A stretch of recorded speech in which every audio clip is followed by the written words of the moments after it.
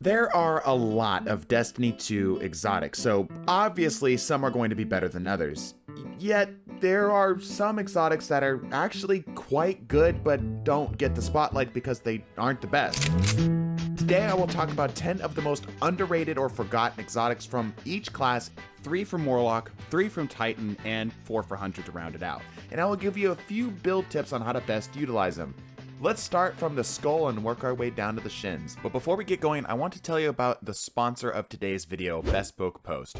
Bespoke offers monthly boxes of top shelf goods from under the radar brands, and it's free to join. Bespoke is awesome because they source 90% of their products from high quality small businesses, and many of them are located right here in the US. Based on a preference quiz that you fill out, Bespoke introduces their members to cool new products like outdoor gear, home and kitchen goods, clothing, and much more. And the best part is that each product is valued around $70 but only cost you $49. And before anything is even shipped, you get to decide to get the box or swap it for a different one or just skip the month entirely free of charge. Normally, when I get items from sponsors, I use them once and then never touch them again. But between my hot sauce addicted family, this high quality cast iron pan, and this beautiful Damascus steel full tang Tonto knife, the Scorch Over Easy and Tonto packages have become a staple in my day-to-day. These products are the real deal. Click the link in the description and use code TDT20 at your checkout to save 20% on your first box. Knucklehead Radar. This is possibly the worst exotic on this list. If you're not familiar, Knucklehead Radar will give you radar even though you're aimed down sights, and if you crouch, it'll give you an enhanced radar, allowing you to see a little bit more details in what's happening on that radar. But it's still not quite living up to even reaching par, yet this is a great training wheels type exotic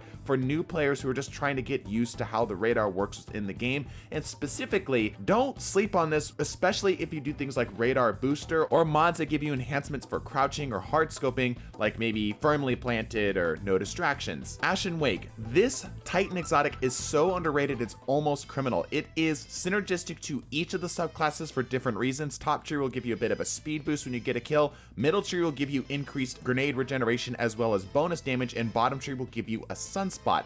Middle tree hammers, I think, is the best way to go with this because at 3 stacks of roaring flames, you're capable of one-shotting players outright with just a singular grenade. And the best part about this exotic is that those fusion grenades that are instantly detonating will get your ability energy back if you're able to get a kill with them. They're a little bit interesting in how you actually have to interact with them, and I think this is where players primarily get caught up. You're going to want to deal just a little bit of damage beforehand, all the way up until at least 3 stacks of roaring flames if you're on middle tree, or roughly the same amount of damage on the other 2 trees before you actually throw that grenade, so you can get that grenade back and continuously refund it into further and further kills. Even as a dueling item, this is pretty solid because it's kind of like a bow that you have in your back pocket. You can damage a target a little bit, quickly dip behind cover while throwing your grenade, and clean them up with these one-shot explosive. Ways to play into this is obviously things like Demolitionist, Grenade Kickstart, Adrenaline Junkie, Bomber on your Titan mark, all great. Just try to play kind of more mid-range with like a pulse rifle and you'll see some serious success. Icefall Mantles is next on the list, another Titan exotic that is criminally underrated. Fortunately, there are more content creators like myself getting more involved with this and understanding why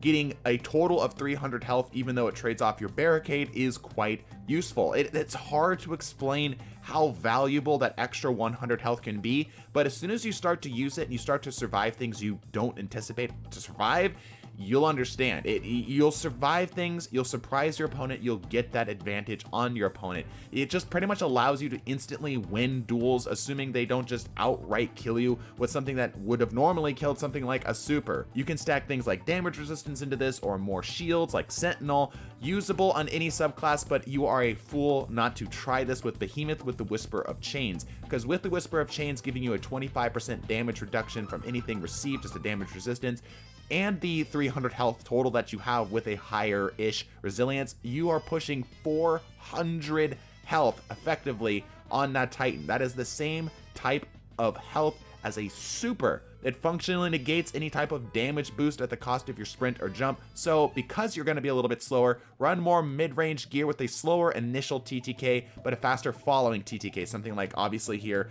the Sweet Business is what I'm using, or you could maybe try something like the Messenger with Desperado, something that's not the fastest at the start, but gets really fast after that initial go around. Claws of Ahamkara on Warlock are perhaps the least flashy exotic on this list, as they only give Warlocks twice the melee. Now, at face value, that's not the most interesting, but this simple premise hides a devious consequence, and that is Warlock's melees are amazing, and having 2 of them is twice the amazing, and it works on any subclass. It is subclass neutral. Warlock's options for melee range from a long range 105 damage Celestial Fire to a effectively insta-killing freeze melee to something like the new Pocket Singularity, which is great for crowd control and builds. Obviously, the claws are just asking for any type of melee-based build, things like Swashbuckler, the Monte Carlo, Grave Robber if you want to go that route, but it also has synergy with its elements like freezing somebody with the Stasis melee. Mechaneer's Trick Sleeves, they are highly niche, but what they do the best. What these allow is instant swapping into your sidearm as well as really fast. I'm not going to quite say instant, but blindingly fast reloads on your sidearm as well. But what the other thing people often forget about, these will also give you a bonus damage if you are low health and then swap to your sidearm, and it's like a mini kill clip. It is no joke. That bonus damage is absolutely serious and very lethal. This one's a little bit harder to understand the value of these, but swapping into a weapon almost instantaneously makes these great for more aggressive long range with a good option for close range. Think something like a bow swap combo. Something I would like to use is something like the Lemonarch with like a lonesome. It's a deadly combo because you're swapping into a closer range, more aggressive weapon almost instantaneously for the cleanup, or just even better still, you just have something on your back pocket at all times if you start to get pushed. You can also even try something like an aggressive sniper. Think of these like the Lucky Pants, but instead of the damage being inaccessible in PvP, it's actually something you can proc. You just have to be a little bit on the back foot or a little bit clever. Dragon Shadow, I believe, is universally loved by the more adventurous type hunters who are looking to break away from the classic pumpkin spice boots of Stompies. They can be used to bypass reload restrictions on certain exotics as they will reload your weapons, allowing you to effectively run the Gambler's Dodge with the Marksman's Dodge all at the same time, with an increased efficacy on that Marksman's Dodge, but better still, after dodging you gain massive handling to all of your weapons as well as a bonus to sprint speed. Because hunters have such a quick cooldown on their dodge, you can maintain the sprint speed bonus and this handling bonus for most of your engages, if not all of your engages. If you're looking to shake things up a little bit, give Dragon Shadow a go. Not only will you find that you're more fluid between your weapons, but you're also able to get in and out of combat a lot easier. Mantle of Battle Harmony, I feel like, is a staple for off-meta builds. It's free intellect whenever you get a kill with any type of energy weapon that matches your subclass type, and if you do have a supercharge, it is basically like a small version of Rampage. Maintaining bonus damage is always a great thing, but the tempo supers is not something that can be taken lightly either. Getting your super out before the rest of the team, especially if it's something that's more support based, such as something like, oh, I don't know, the Well of Radiance, allows your team to get their supers faster and steamroll the team, but it's a lot harder to detect that when you're in game because it's not something you have a stat for. It's just something you can kind of feel after you've used it enough. Also, constant bonus damage, especially in things like PvE, is great. Why not? It's immediately synergistic as well with the new Siphon mobs for Orbs of Power or the Elemental Wells, and can even proc off of Osmosis kinetic weapons. Gemini Jesters are a deceptively deep exotic. At its base, it just simply has a radar removal in an area around you. So for things like PvE, this can be a get out of jail free card, but with that mindset, we can kind of think of these as sort of like a strange version or like a minor version of invisibility. Blinding targets